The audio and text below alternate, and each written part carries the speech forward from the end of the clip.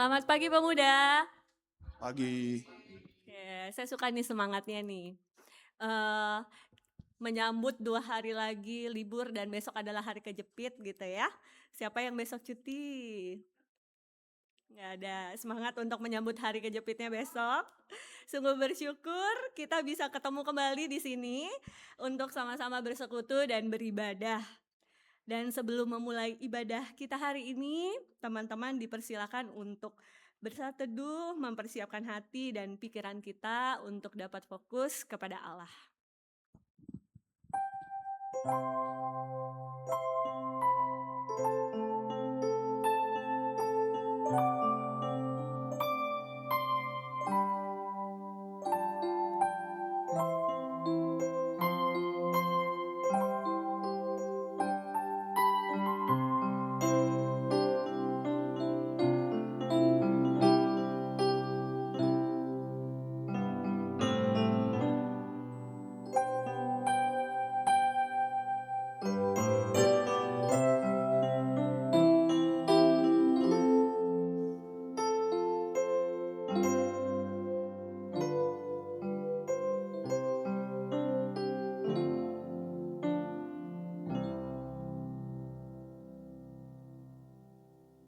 Pemazmur dalam Mazmur 96 ayat 4 mengatakan, "Sebab Tuhan maha besar dan terpuji sangat, Ia lebih dahsyat daripada segala Allah."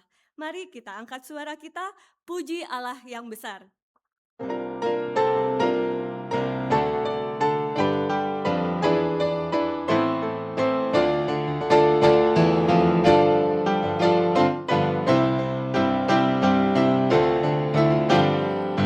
Praise the Lord, He's holy and just. His power we trust, His love. Praise the Lord, He's faithful and true. By His mercy He proves His love. Great is the Lord and worthy of glory. Great is the Lord and worthy of praise. Great is the Lord. Now lift up your voice. Now lift up your voice. Great is the Lord. Great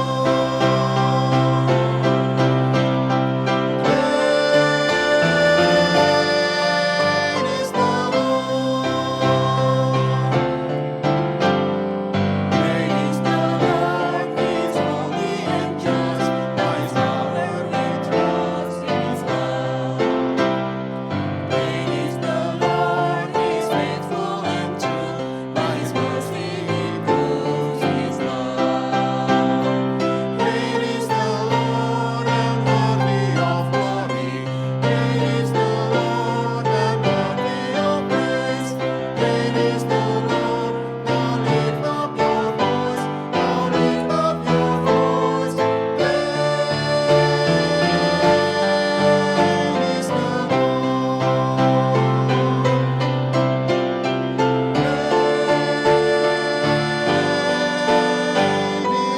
Lord.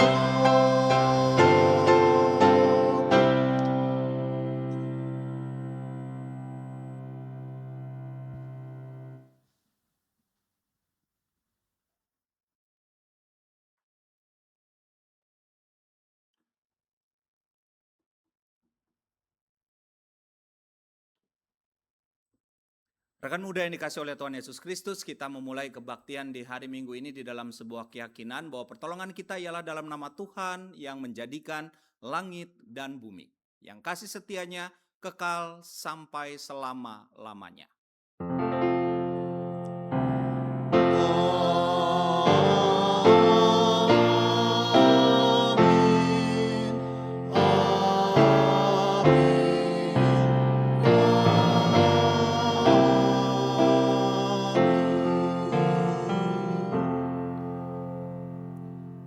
Kasih karunia dan damai sejahtera dari Allah menyertai saudara dan Menyertai saudara juga.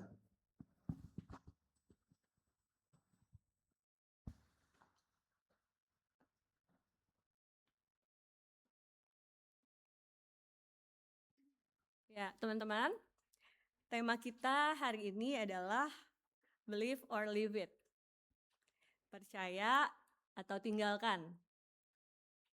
Bicara soal percaya, erat kaitannya dengan iman ya teman-teman. Dan salah satu tokoh yang menjadi teladan dalam ketaatannya, ketaatan kepada Allah, yaitu Abraham. Sebagaimana tertulis pada Ibrani 11 ayat 8 dan 11, karena iman Abraham taat ketika ia dipanggil untuk berangkat ke negeri yang akan diterimanya menjadi milik pusakanya, lalu ia berangkat tanpa mengetahui tempat yang ditujunya. Karena iman, walaupun Sarah sendiri mandul, Abraham menurunkan anak cucu padahal usianya sudah lewat.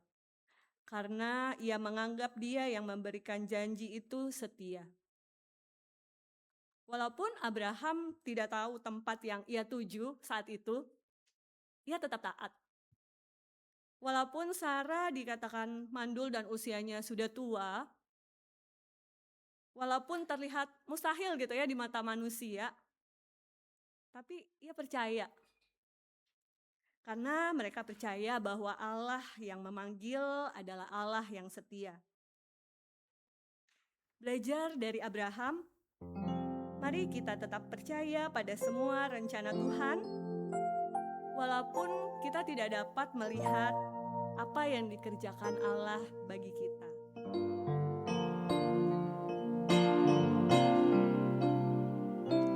Ku sadar tak semua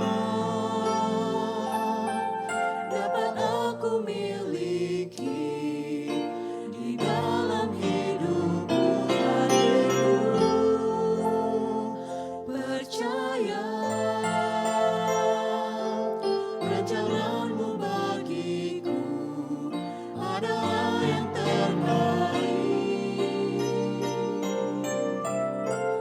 Walau ku tak dapat melihat semua rencanamu, Tuhan, namun hatiku tetap memandang padamu. Kau tuntun langkahku. Walau ku tak dapat berharap atas kenyataan hidupku, namun hatiku tetap memandang padamu. Kau ada untukku. Mari kita hayati dan imani bahwa rancangan Tuhan adalah yang terbaik.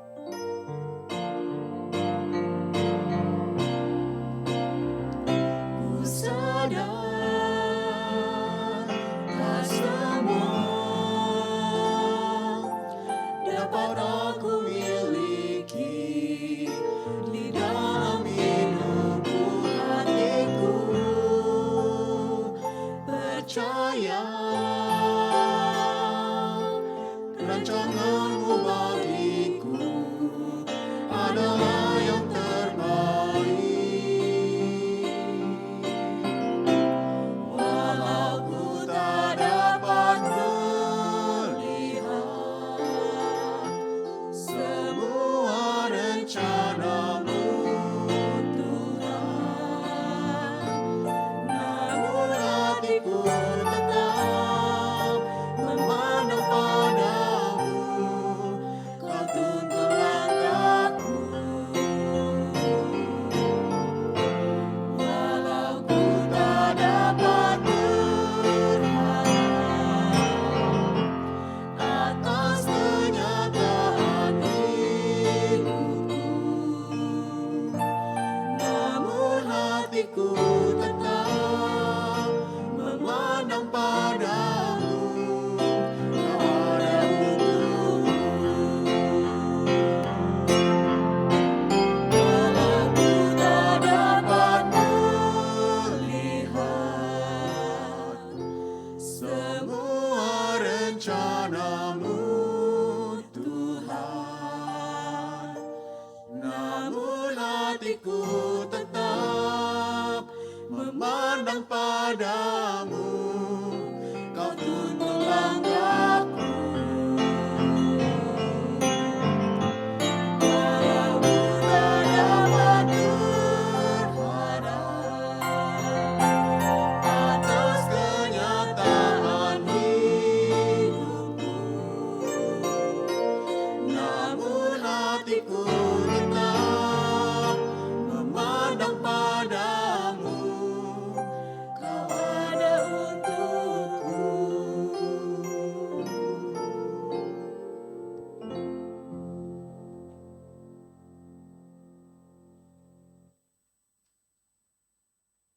Ya, teman-teman, ketika kita berada di tengah pergumulan dan masa-masa sulit, tentu kita berdoa agar Tuhan menolong dan mengabulkan apa yang kita doakan gitu ya. Misal, kita lagi bergumul dalam mencari kerja atau lagi mau kuliah gitu. Kita berdoa, Tuhan, mampukan saya, tolong saya supaya bisa diterima di sana ya Tuhan. Atau mungkin ada hal-hal yang lagi teman-teman pengen banget nih dicapai atau pengen kita milikin. Pasti doanya akan semakin kenceng. Kita beriman dan berharap bahwa Tuhan akan membukakan jalan ke sana. Namun di sisi lain, sadar atau tidak, ketika kita tidak berhikmat dalam mengimani apa yang kita doakan, secara tidak langsung kita sedang memegang erat apa yang menjadi kehendak kita, teman-teman. Yang belum tentu menjadi kehendak Tuhan. Kita cenderung maksa Tuhan buat ngabulin doa kita, dibandingkan menyerahkan kepada kehendak Tuhan. Sedikit sharing ya teman-teman. Dulu tuh saya pengen banget gitu jadi PNS. Mungkin kalau di total sampai terakhir kali nyoba gitu udah 5 kali, 6 kali tes CPNS gitu ya. Bahkan ketika ada pembukaan non CPNS pun saya ikut gitu. Karena saya percaya ya coba aja dulu, pokoknya kalau udah masuk ntar mah bisa lah masuk CPNS gitu. Tapi dengan segala doa dan usaha saya saat itu, ya saya nggak pernah jadi PNS teman-teman sampai sekarang gitu ya. Ya ada masa-masanya ya saya sedih dan kecewa. Namun seiring berjalannya waktu, saya sadar bahwa Meli jadi PNS sebenarnya bukan hal yang mustahil kok bagi Tuhan. Sebenarnya ya pada masa-masanya terlihat seperti dibukakan jalan, tapi ya ternyata nggak ke situ gitu. Namun saya sadar gitu ya bahwa ya sebenarnya Tuhan mau saya mengerjakan ladang lain. Tuhan menyediakan ladang lain di mana saya harus berkarya di sana gitu. Nggak di sebagai PNS gitu. Dan saat ini kita mau sama-sama merenungkan hal ini. Ketika kita mendoakan sesuatu, sudahkah kita menyerahkan kepada kehendak Tuhan? Kita mau belajar untuk menyerahkan apa yang kita genggam erat ke dalam tangan Tuhan. Berserah kepada Yesus.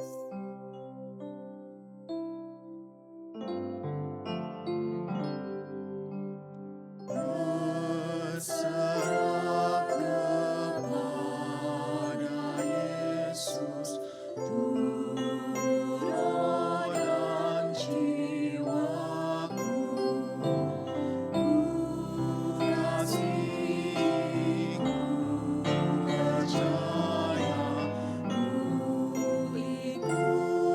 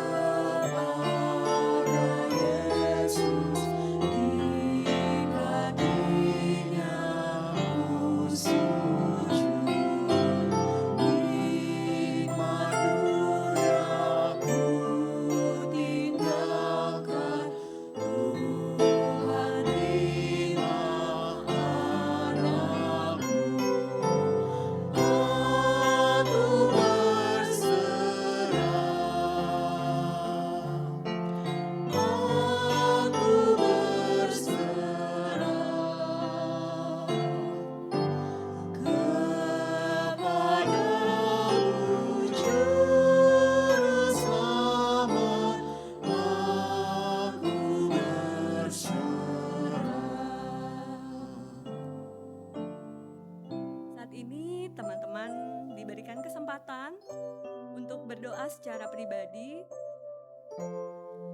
kita mau menyerahkan hal-hal yang selama ini kita pegang erat ke dalam tangan Tuhan.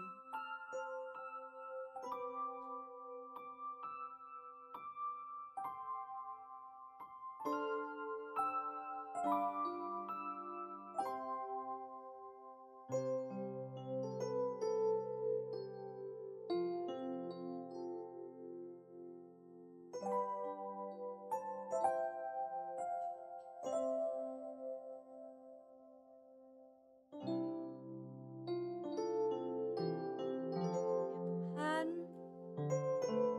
inilah doa kami.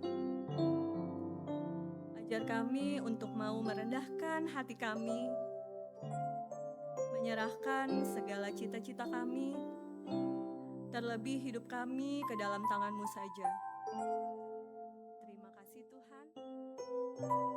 Amin. Teman-teman boleh berdiri.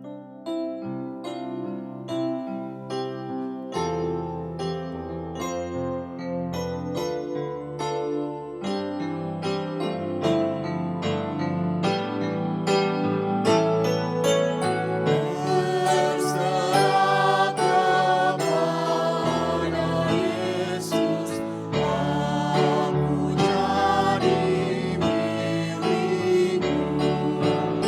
Bila Roh-Mu meyakinkan bahwa ampun milik-Mu,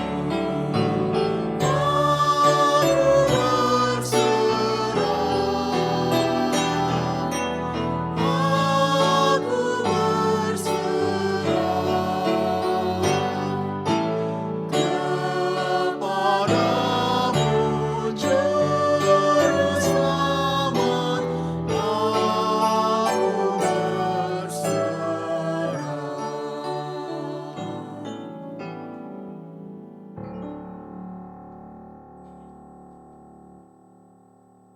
Bagi setiap kita yang telah mengaku dosa secara tulus di hadapan Tuhan, pengampunan telah tersedia bagi setiap kita melalui 1 Yohanes 1 ayat 9.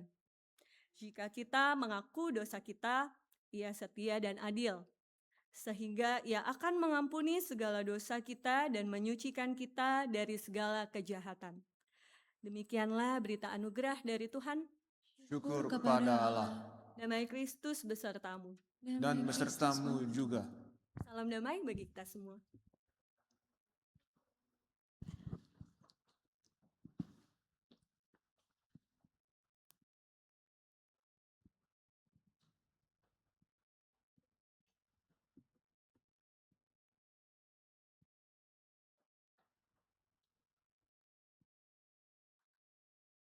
Ya, sebagai umat yang telah ditebus dan diampuni dosanya, di tengah segala keterbatasan kita, mari persembahkan yang terbaik baginya, karena tiap manusia diciptakan mulia.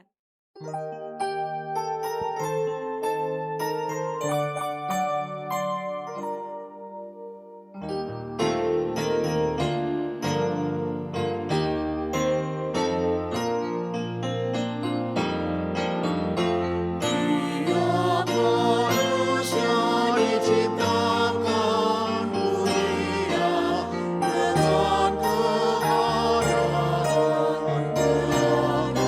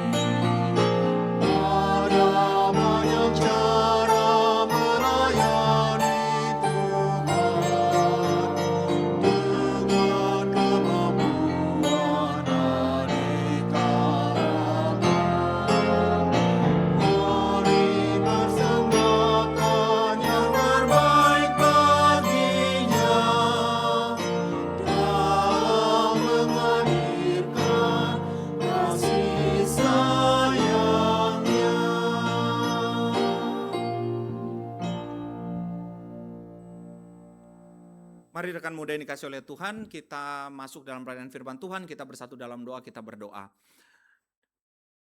Dalam memaknai atas kasih Tuhan di hidup kami, maka kami ingin senantiasa bersyukur apapun yang menjadi doa, pengharapan, dan juga pergumulan hidup kami. Sesaat lagi kami akan mengalami penguatan dan sapaan melalui firman Tuhan. Ada banyak sekali cara Tuhan untuk berkata-kata dalam hidup kami. Dan salah satunya akan ditempuh dan dialami bagi setiap kami pada saat ini. Kami mohon Engkau boleh menuntun kami dalam tuntunan Roh-Mu yang kudus, baik di dalam membaca berita firman Tuhan, mendengarkan, terlebih ketika kami melakukan apa yang menjadi kehendak Tuhan. Dalam pendidikan yang kami jalani, dalam pekerjaan yang Tuhan percayakan buat hidup kami, dalam keseharian apapun yang Tuhan percayakan buat kami, biarlah kami boleh menghidupi firman Tuhan tersebut. Inilah doa kami, dalam tuntunan Roh-Mu yang kudus ya Tuhan kami berdoa. Amin. Selamat pagi rekan muda yang dikasih oleh Tuhan. Bacaan Alkitab kita pada hari Minggu ini diambil dari Kejadian pasal 18 ayat 1 sampai dengan ayat 15, teman-teman. Kejadian pasal 18 ayat 1 sampai dengan 15 akan saya bacakan buat setiap kita. Demikian. Tuhan menampakkan diri kepada Abraham dekat pohon tarbantin milik Mamre ketika ia duduk di pintu kemahnya pada saat hari panas terik. Ia melayangkan pandangnya dan melihat 3 orang berdiri tidak jauh darinya. Melihat mereka, ia berlari dari pintu kemahnya, menyongsong mereka lalu sujud sampai ke tanah. Abraham berkata, "Tuanku, jika aku mendapat kemurahan hati Tuanku, janganlah kiranya berlalu dari hamba-Mu ini. Biarlah diambil air sedikit, basuhlah kakimu dan beristirahatlah di bawah pohon ini. Aku akan mengambil sepotong roti supaya tuan-tuan segar kembali. Kemudian tuan-tuan boleh meneruskan perjalanan. Sebab untuk itulah tuan-tuan telah datang di tempat hamba-Mu ini." Jawab mereka, "Lakukanlah seperti yang kau katakan itu." Abraham segera pergi ke kemah menemui Sara. Katanya, "Cepatlah ambil 3 sukat tepung yang terbaik. Buatlah adonan, lalu buatlah roti bundar." Lalu Abraham berlari ke kawanan lembunya. Ia mengambil seekor anak lembu yang empuk dan baik dan memberikannya kepada seorang hambanya. Lalu orang ini segera mengolahnya. Kemudian ia mengambil dadih dan susu serta anak lembu yang telah diolahnya itu lalu menghidangkannya di hadapan orang-orang itu. Ia berdiri dekat mereka di bawah pohon itu sementara mereka makan. Mereka lalu berkata kepadanya, "Di manakah Sara istrimu?" Jawabnya, "Di sana, di dalam kemah." Firman-Nya, "Sesungguhnya aku akan kembali menemui engkau tahun depan. Pada waktu itulah istrimu akan mempunyai seorang anak laki-laki." Sara mendengarkan dari balik pintu kemah yang ada di belakangnya. Abraham dan Sara telah tua dan lanjut umurnya dan tidak lagi mendapat haid. Tertawalah Sara dalam hatinya. Katanya, "Aku sudah tua renta. Akan berahikah aku? Tuanku juga sudah tua." Lalu berfirmanlah Tuhan kepada Abraham, "Mengapa Sara tertawa dan berkata, sungguhkah aku akan melahirkan anak padahal aku sudah tua? Adakah sesuatu yang mustahil bagi Tuhan?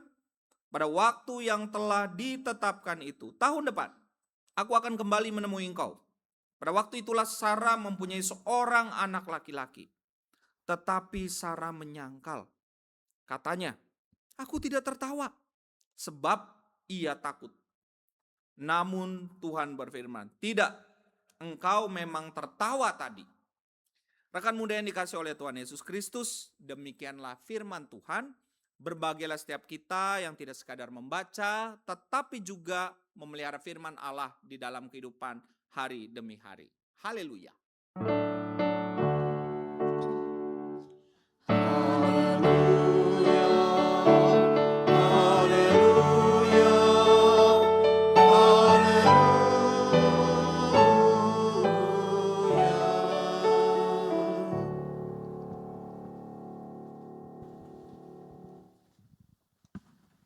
Selamat pagi rekan muda yang dikasih oleh Tuhan. Nah, hari ini kita bersama-sama belajar dari satu kisah yang digambarkan dalam keseharian, digambarkan dalam kehidupan keluarga, digambarkan tentang pergumulan sebuah keluarga, cara merespon pergumulan itu, lalu bagaimana ada keraguan dalam cerita itu. Nah, rekan muda yang dikasih oleh Tuhan, pertanyaannya adalah, pernahkah dalam kehidupan kita itu dikunjungi oleh orang lain dan bagaimana cara kita merespon itu?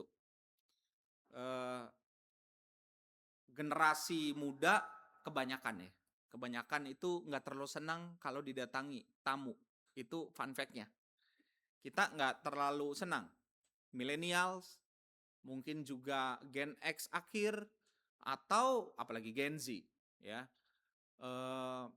Tapi kalau generasi boomers, senang kalau ada tamu. Bahkan biasanya orang tua selalu bilang sama anak-anaknya, jangan kemana-mana ya, nanti ada tamu. Justru kita pengen kemana-mana tuh kalau ada tamu. Atau kita kemudian disuruh keluar, diperkenalkan, ayo keluar dari kamar. Ya, dikenalin, bukan cuma nama, kadang kita tuh nggak terlalu suka ya, dikenalin, apalagi misalkan dia kuliah di mana, ya, udah kerja di mana, padahal buat orang tua itu kebanggaan. Tapi orang tua menceritakan seluruh histori kehidupan kita, dan kita, aduh udah deh ma, udah cukup gitu ya, nggak usah stop, nggak usah cerita panjang lebar. Kita pasti pernah mengalami itu. Tapi juga kita pernah mengalami pergumulan, tak ubahnya Sarah, bertanya atas apa yang terjadi buat hidup kita. Nah, inilah tema kita pada hari ini, believe or leave it. Nah, rekan muda yang dikasih oleh Tuhan, ada yang disebut sebagai negativity bias.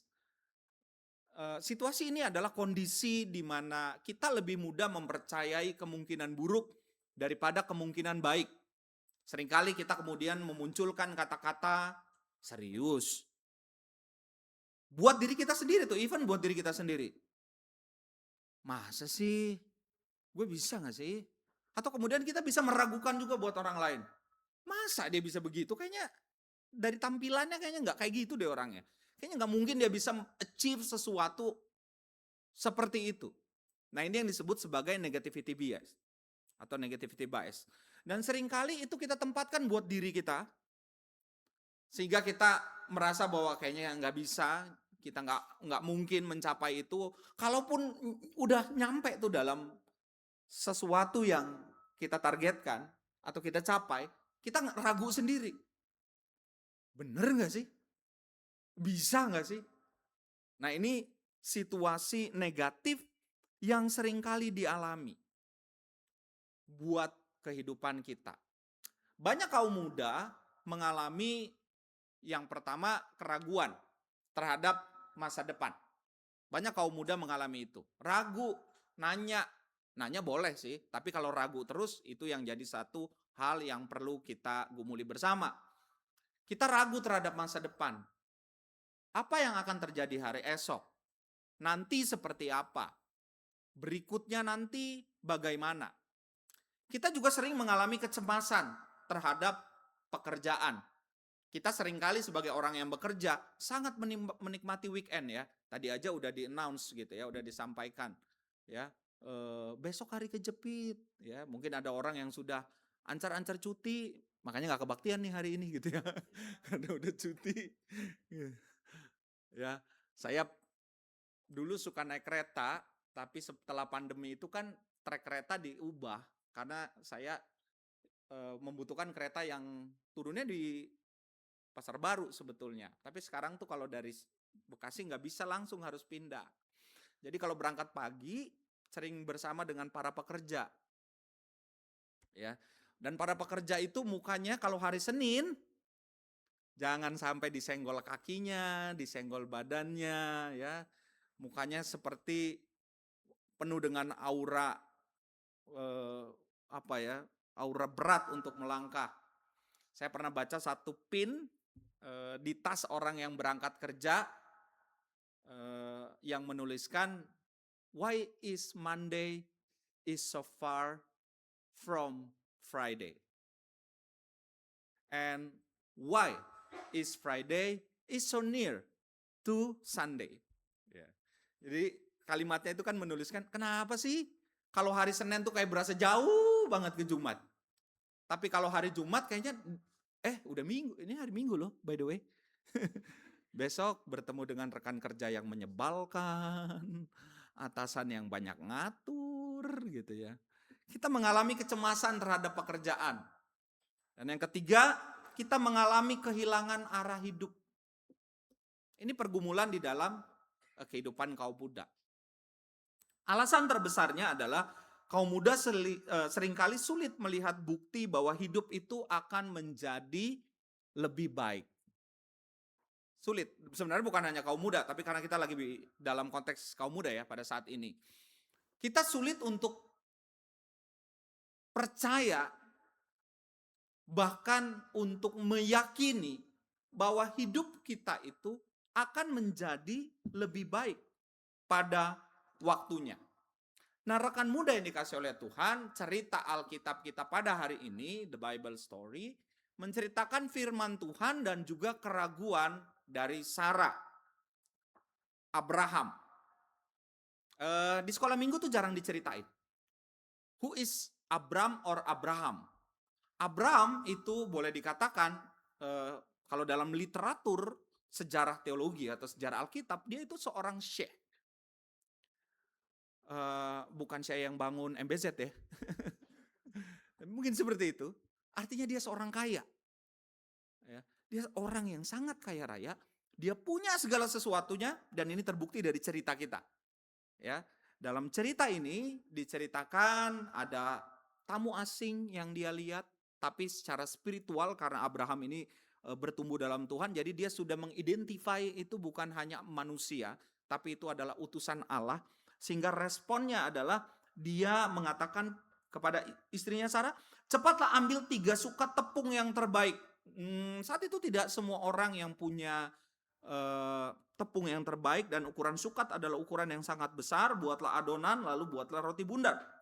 Lalu ayat 7 bilang Abraham berlari ke kawanan lembunya dan dia bisa milih.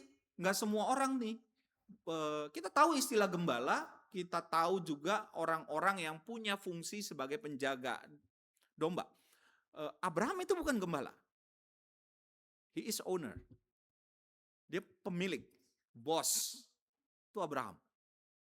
Dia seorang kaya raya, karena itu dia berlari ke kawanan lembunya, dia bisa milih, ada banyak kan, ada banyak dia bisa milih, dia pilih seekor anak lembu yang empuk dan baik, lalu memberikannya kepada seorang hambanya, bukan dia yang ngolah, itu bedanya. Dia punya hamba, dia punya orang yang dia suruh, ya, lu olah, lu kerjain, dia tugasin itu. Itulah Abraham. Secara ekonomi oke, secara keuangan baik, tapi dia punya satu pergumulan, yakni keturunan. Itu pergumulannya. Tapi ini penting untuk saya sampaikan, bukan berarti nggak punya keturunan itu nggak baik. Kita nggak bisa melihat perspektif Alkitabnya gitu ya. Tapi di sini ingin menunjukkan satu tuntutan sosial pada saat itu tentang keturunan dalam konteks cerita Abraham. Abraham dan Sarah itu menunggu terlalu lama. Ketika janji diberikan pertama kali, jadi sebelumnya janji Tuhan itu udah pernah diberikan, ini bukan pengalaman pertama nih, bukan pesan pertama. Jadi ini pesan berikutnya. Itu di Kejadian 12, kalau kita baca, Abraham itu berusia sekitar 75 tahun. Ada yang usianya 75 tahun? Pernah ketemu dengan orang usia 75 tahun? Saya pernah main tenis sama orang. Bapak-bapak, tapi mainnya kenceng banget. Saya bilang, Om, mainnya bagus banget. Om usia berapa? Saya 70 tahun, kata dia. Oh, tapi masih main tenis ya sama yang mudaan. Saya bilang, masih. Teman saya udah mati semua, kata dia. Kok nggak enak ya kalimatnya? Oh iya Om, semoga Om sehat-sehat, saya bilang. Nggak semua orang dalam usia tertentu masih bisa energik. Ya. Tapi beliau, contoh, masih energik sekali. 75 tahun dalam cerita di Kejadian 12 adalah usia seorang tua. Kita pasti pernah ketemu dengan orang yang usia, mungkin ada keluarga kita yang juga opa-oma atau keluarga saudara kita yang berusia 75 tahun. Tidak semua orang yang berusia 75 tahun itu punya kekuatan tubuh yang masih optimal. Nah, saat itu janji diberikan, apalagi ngomong soal keturunan, tentu ini jadi satu pergumulan. Mungkin saat itu pertama kali diberikan, Abraham masih ada percaya. Sarah juga masih ada percaya. Karena masih awal dan mereka dalam proses bertumbuh dengan Tuhan. Jadi mereka masih percaya. Oh iya, tapi nunggu terlalu lama. Tadi sharingnya 5-6. Kalau diperhadapkan sama teks ini, baru 5-6 kali. Belum sampai 25 tahun kan nunggunya. Ya. Kadang kita nggak sabar teman-teman dalam menggumuli sesuatu. Secara manusia kita boleh bilang manusiawi nggak? Iya manusiawi banget tuh. Kita nggak sabar, jangankan nunggu selama 25 tahun. Kita nunggu setahun, nunggu 6 bulan, nunggu 3 bulan, nunggu sebulan. Even seminggu, kita udah nggak sabar. Tuhan ini gimana sih? Apa yang terjadi sih? Kenapa ini harus terjadi? Dan ketika Ishak lahir, secara periodik hitungan waktu, Abraham itu berusia 100 tahun. Dan Sarah berusia 90 tahun. Dan mereka menunggu sekitar 25 tahun. Masa tahun yang lama sekali. Ya, saya nggak tahu kita itu pernah bergumul selama itu nggak dalam hidup kita. Dan bergumul terhadap sesuatu dan kita nggak tahu jawabannya. Kita WhatsApp orang aja udah centang 2, mana abu-abu lagi. Ini nggak ada notifikasi biru-birunya kan. Di-read apa enggak, kita nanya ya. Dibaca apa enggak, udah baper tuh biasanya tuh ya. Aduh, nggak dibaca, apa saya salah ngomong, apa bagaimana gitu ya. Apalagi kalau udah tahu di-read tapi nggak direspon. Kita udah langsung berpikir macam-macam dan seterusnya. Apalagi ini sudah menunggu sekitar 25 tahun. Nah, rekan muda yang dikasih oleh Tuhan, karena itu nama Ishak diberikan kepada anaknya dalam bahasa Ibrani Yitzhak. Masih ada nggak sih orang muda namanya Ishak? Kayaknya udah nggak, jarang ya. Nama orang muda makin keren-keren. Dalam bahasa Ibrani nama Ishak atau Ibraninya Yitzhak, cara menulisnya artinya she or he love. Dia tertawa. Ini refleksi besar dalam hidupnya Sarah, Abraham, bahwa ketika firman Tuhan itu diberikan, dia menyaksikan itu. Jadi menariknya rekan muda, Sarah itu tertawa awalnya karena dia nggak percaya. Tapi kita lihat runut ceritanya ya, nggak langsung di Kejadian 18 nih. Oh ini Tuhannya ngomongnya udah lama nih. Dan mereka ada dalam proses-proses pergumulan itu. Tapi kemudian ia bisa tertawa karena sukacita.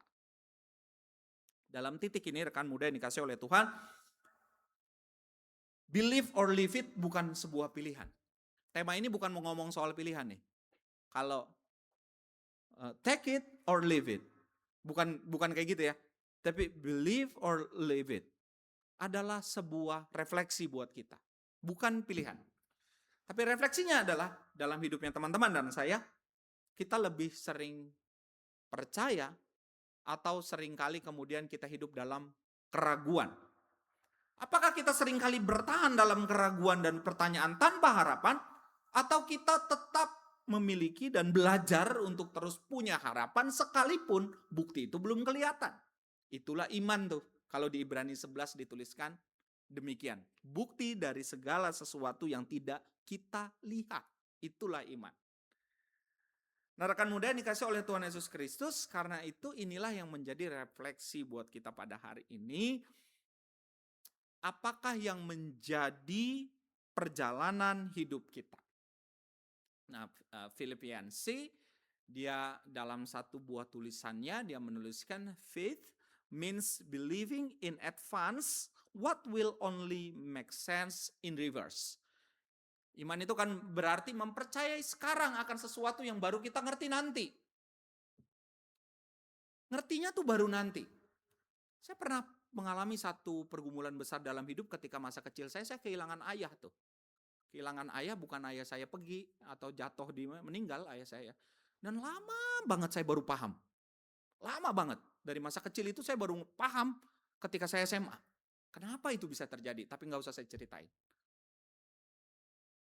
Takutnya selama 25 tahun saya baru bisa ceritain ya. Lama banget kan? Lama banget. Nah teman-teman kadang-kadang hari ini kita mengalami sesuatu. Atau mungkin beberapa waktu lalu kita ngalamin. Kita duduk hari ini, kita ibadah hari ini, kita belum ngerti. Kenapa ini harus terjadi buat hidup saya? Kapan kita ngertinya? Teman-teman dan saya butuh waktu. Tapi iman nggak menggoyang itu, nggak menggeser itu. Tapi iman berarti mempercayai sekarang, bukan besok. Tapi hari ini, sampai besok dan seterusnya dalam hidup kita, akan sesuatu yang mungkin baru kita pahami nanti, teman-teman. Kita baru, oh iya, kenapa Tuhan memperkenankan ini dulu terjadi buat hidup saya ya? Ternyata Tuhan ingin bentuk saya jadi seperti sekarang nih.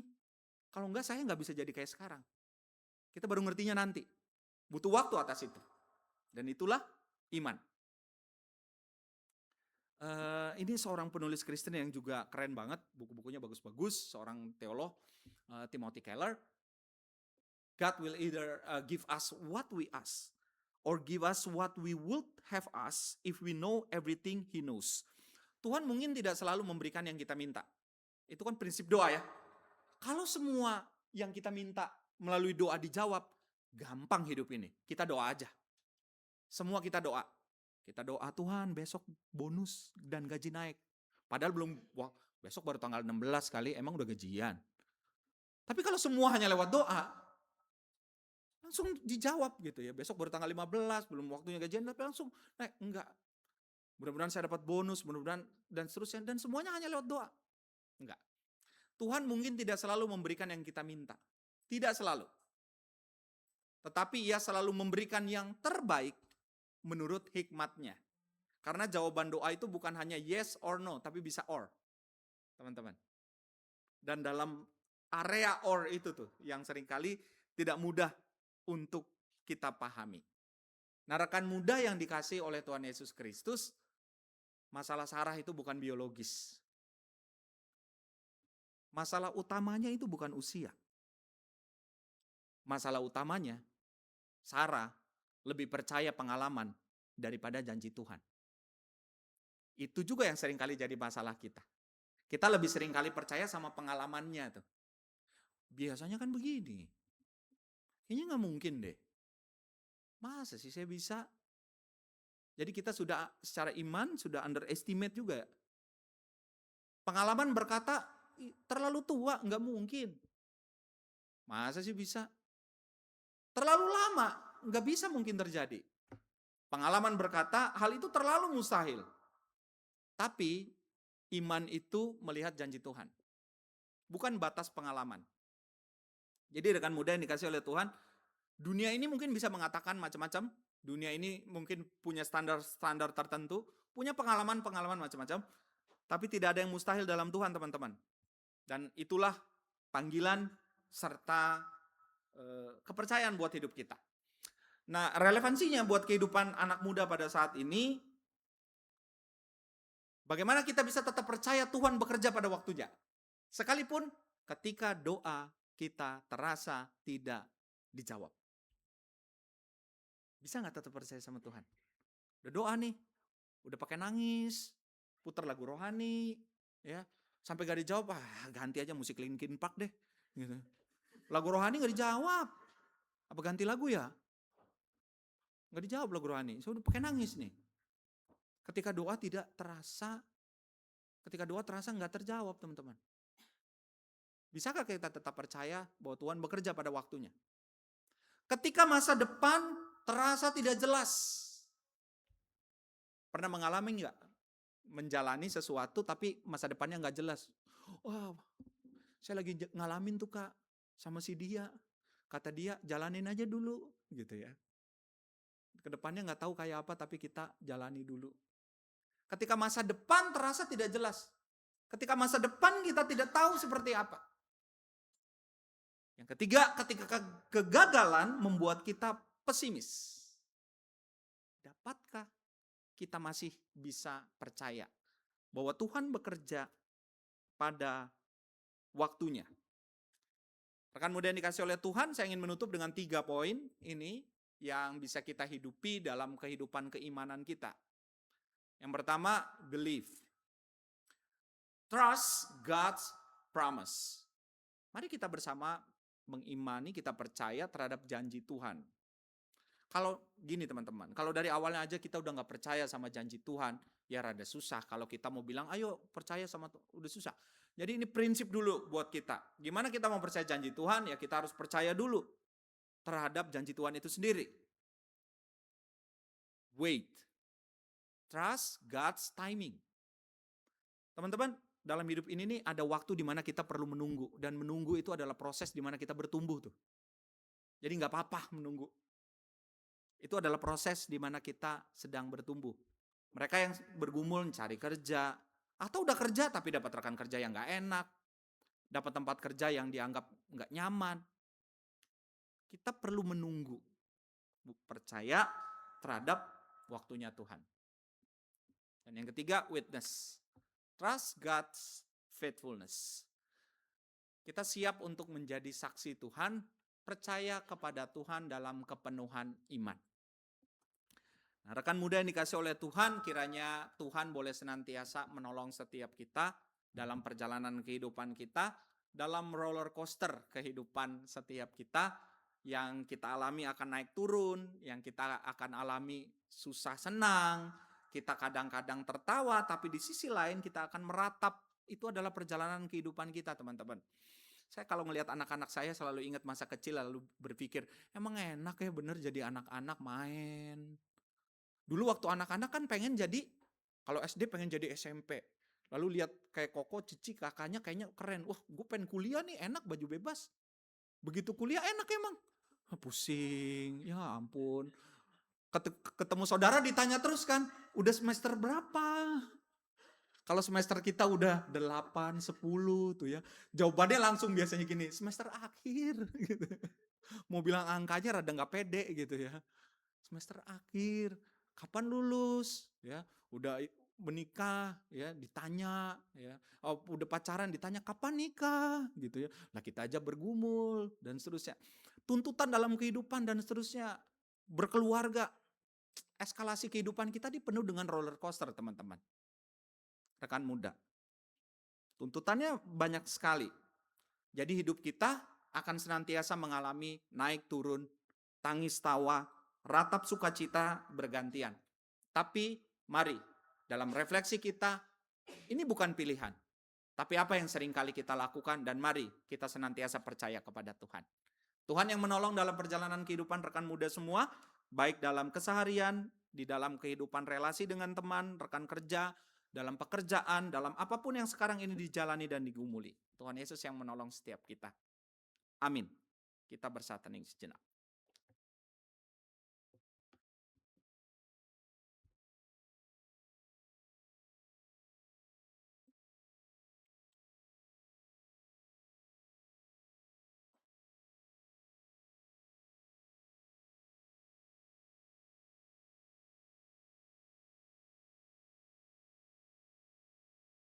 Marilah kita berdiri bersama dengan umat Allah di masa lalu, masa kini, dan masa depan, mengingat janji baptisan kita dengan mengikrarkan pengakuan iman rasuli. Aku percaya kepada Allah, Bapa yang Maha Kuasa, Khalik langit dan bumi, dan kepada Yesus Kristus, anaknya yang tunggal Tuhan kita, yang dikandung daripada Roh Kudus, lahir dari anak darah Maria, yang menderita sengsara di bawah pemerintahan Pontius Pilatus, salibkan, mati dan dikuburkan, turun ke dalam kerajaan maut. Pada hari yang ketiga, bangkit pula dari antara orang mati, naik ke surga, duduk di sebelah kanan Allah, Bapa yang Maha Kuasa, dan dari sana ia akan datang untuk menghakimi orang yang hidup dan yang mati. Aku percaya kepada Roh Kudus, gereja yang kudus dan am, persekutuan orang kudus, pengampunan dosa, kebangkitan orang mati, dan hidup yang kekal. Amin. Silakan duduk.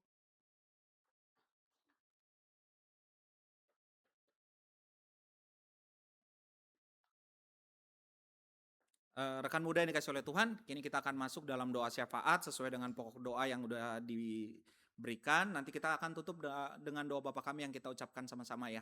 Mari kita satu dalam doa, kita berdoa. Tuhan sudah mempercayakan kami hidup, kami bersyukur atas itu. Kami ingin belajar bahwa tantangan, kesulitan, pergumulan dalam kehidupan adalah sebuah keniscayaan yang tidak bisa kami tolak, yang tidak bisa kami hindari. tetapi perlu kami hadapi. Tapi kami menghadapi dengan tidak sendirian. Kami menghadapi bersama dengan Tuhan. Kami punya pergumulan, tetapi biarlah kami boleh senantiasa bersandar dan percaya kepada Tuhan. Bersandar dan percaya kepada Tuhan bukan berarti juga kami menyerahkan semuanya hanya menjadi pekerjaan Tuhan.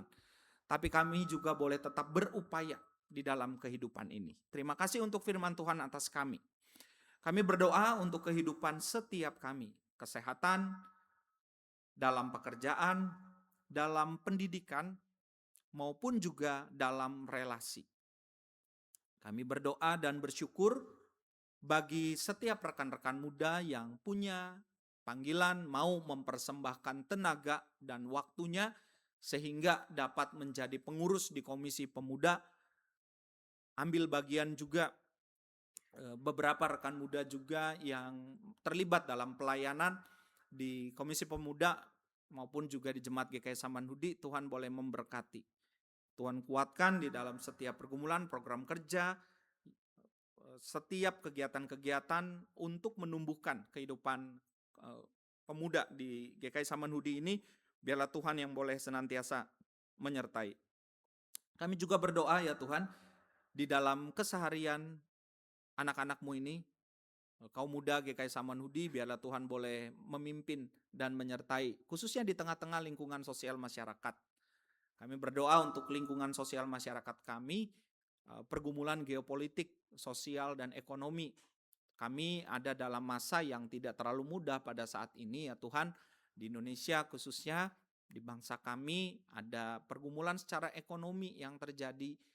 Kami berdoa kiranya Tuhan boleh memberikan hikmat kepada setiap stakeholder di negara ini sehingga mereka juga bisa diberikan kebijaksanaan dalam kebijakan yang diambil. Kalau anak-anak-Mu sebagai rekan muda atau kaum muda di GKI Samanhudi ini juga punya peran-peran yang bisa dilakukan, kiranya Tuhan juga boleh memberikan hikmat. Terima kasih untuk setiap kasih dan kebaikan Tuhan dalam kehidupan kami, dan biarlah kami boleh senantiasa melakukan apa yang menjadi kehendak Tuhan. Inilah doa kami ya Tuhan, kehendak Tuhanlah yang terjadi, dan kami akan menutup syafaat kami ini ya Tuhan di dalam doa yang Kau ajarkan, melalui doa Bapa kami yang akan kami ucapkan bersama-sama. Bapa kami yang di surga, dikuduskanlah nama-Mu, datanglah kerajaan-Mu, jadilah kehendak-Mu di bumi seperti di surga. Berilah kami pada hari ini makanan kami yang secukupnya, dan ampunilah kesalahan kami seperti kami juga mengampuni orang yang bersalah kepada kami. Dan janganlah membawa kami ke dalam pencobaan, tetapi lepaskanlah kami dari yang jahat. Karena Engkaulah yang punya kerajaan dan kuasa dan kemuliaan sampai selama-lamanya. Amin.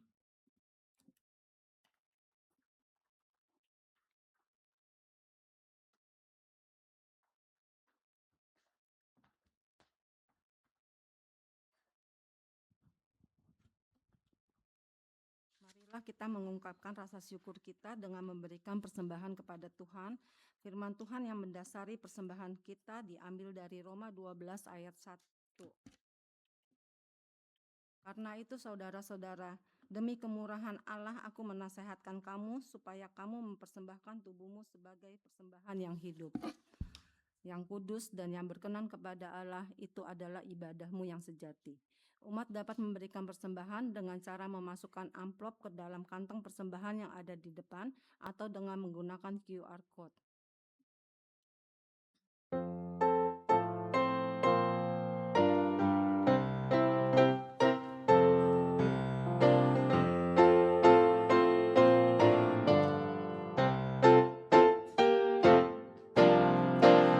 Beri persembahan pada Tuhanmu sambil puji Yesus Juru Selamat.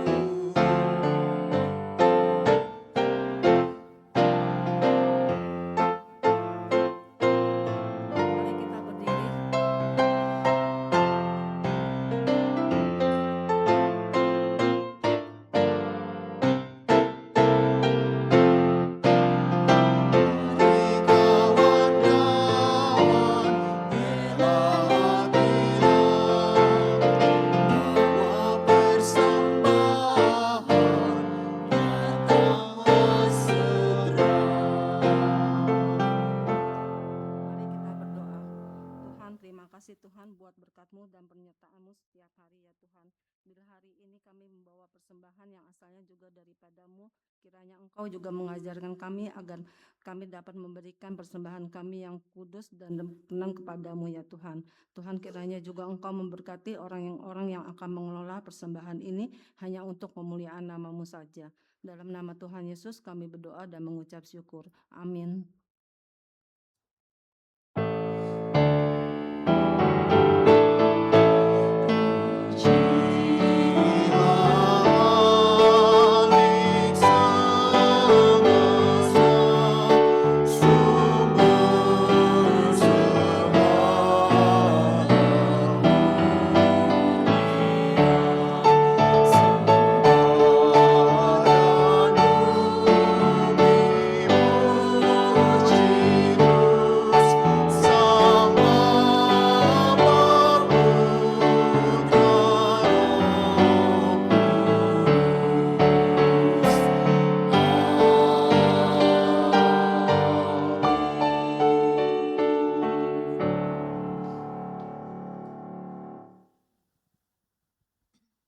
Ya, rekan-rekan, mengutip sedikit dari apa yang tadi disampaikan oleh Kak Alex, iman itu berarti mempercayai sekarang akan sesuatu yang baru kita ngerti nanti nih. Believe or leave it itu bukan pilihan ya teman-teman, tapi kita harus percaya sekaligus berserah kepada jalannya Tuhan gitu ya, karena ya semua ada waktunya gitu ya. Lalu walaupun kita nggak tahu nih apa yang akan terjadi di depan, kemana kita akan berjalan, mari kita mau tetap percaya bahwa Tuhan bekerja pada waktunya, tersembunyi ujung jalan.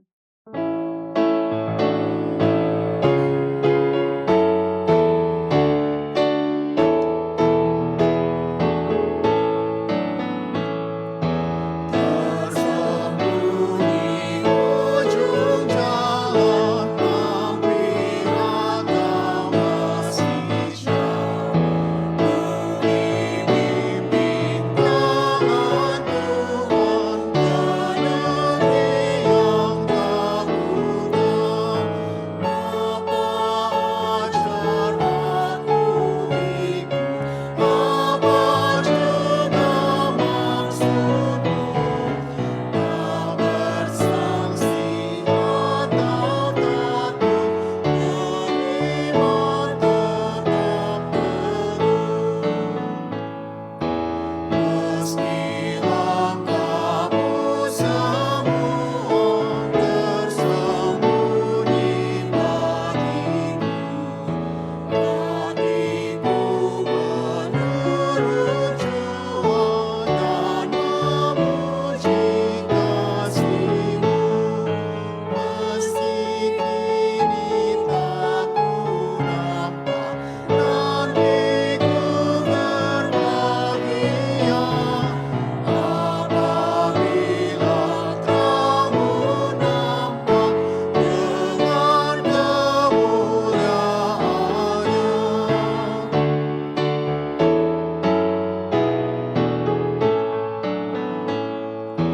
Tuhan, janganlah biarkan ku tentukan nasibku. Bila hanya ku dengarkan keputusan hikmat-Mu, aku ini pun selaku anak-anak yang lemah. Bapa jua bimbing aku ke kehidupan kekal.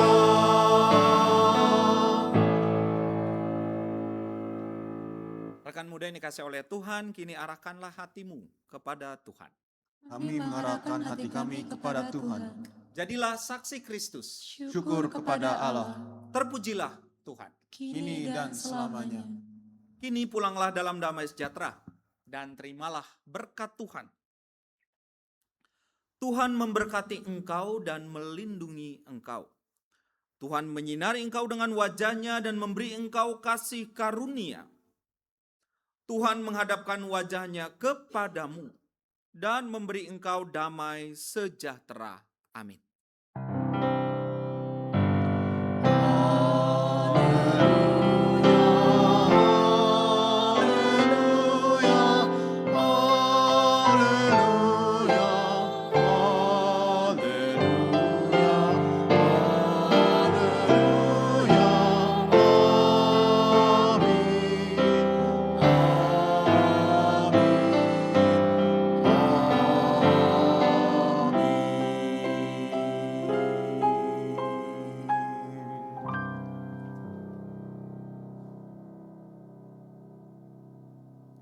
Teman-teman dipersilakan untuk bersatu teduh.